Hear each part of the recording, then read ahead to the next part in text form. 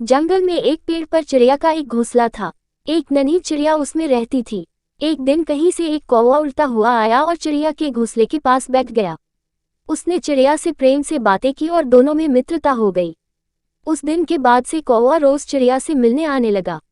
दोनों ढेर सारी बातें करते और एक दूसरे के साथ समय व्यतीत करते। कई बार वे भोजन की खोज में भी साथ साथ जाते। एक दिन कौवा और चिड़िया भोजन की खोज में निकले। उड़ते उड़ते वे एक गांव में पहुंचे। वहां एक घर के आंगन में चटाई पर लाल मिर्च सूख रही थी। जब कौवे की दृष्टि लाल मिर्च पर पड़ी तो वह चिड़िया से बोला, देखो देखो लाल मिर्च। दोनों नीचे चटाई के पास आकर बैठ गए। चिड़िया बोली, चलो एक प्रतिस्पर्धा करते हैं, देखें कौन ज्यादा लाल मिर्च खा पाता है। ठीक है, लेकिन जो जीता वो दूसरे को खा जाएगा। कौवा प्रतिस्पर्धा के लिए तैयार होकर बोला। चिड़िया ने सोचा कि कौवा मजाक कर रहा है, इसलिए वह तैयार हो गई। दोनों ने लाल मिर्च खाना प्रारंभ किया।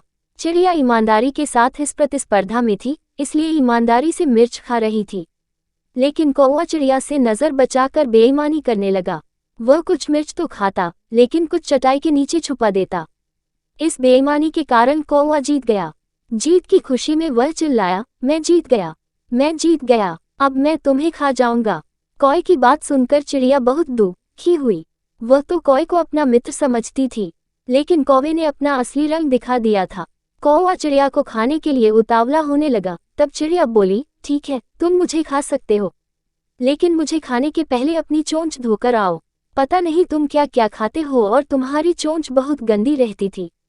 कौवा चिड़िया की बात मान गया और उड़कर नदी किनारे चला गया। जब उसने नदी से पानी मांगा तो नदी बोली, मैं तुम्हें पानी देने को तैयार हूँ, लेकिन पहले एक मटका लेकर आओ। उसमें जितना चाहो उतना पानी ले जाना।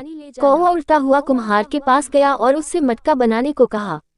कुम्हार बोला, मैं तुम्हारे लिए मटका बना दूंगा, लेकिन उसके लिए मुझे मिट्टी की आवश्यकता होगी। अभी मेरे पास मिट्टी नहीं है, मुझे थोड़ी मिट्टी ला कर दो। कौवा उड़ता हुआ खेत में पहुंचा और अपनी चोंच से मिट्टी खोदने लगा।